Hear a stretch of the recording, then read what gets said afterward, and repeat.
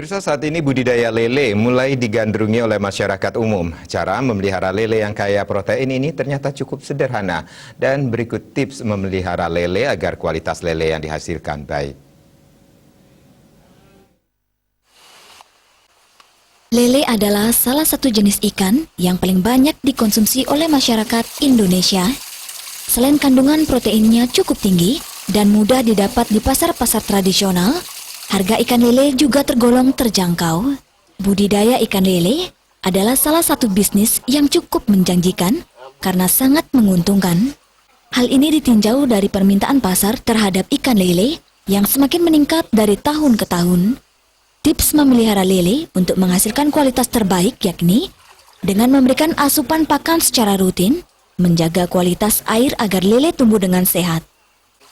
Menghasilkan lele dengan kualitas yang baik bermula dari bibit yang baik pula. Mendapatkan bibit lele yang baik diawali memilih indukan dengan kualitas yang baik.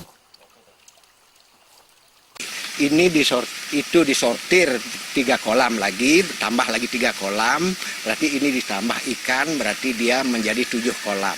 Berarti kita dalam 3 bulan kita sudah punya 3 generasi. 3 generasi.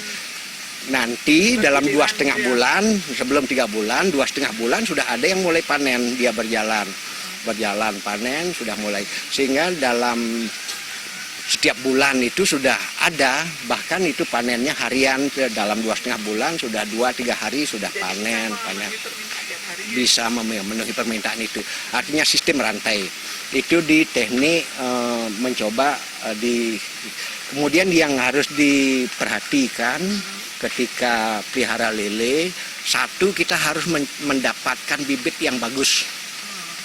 Kalau bibit yang bagus itu sumbernya dari induk yang bagus. Kemudian bibit yang bagus itu mulai dari larva.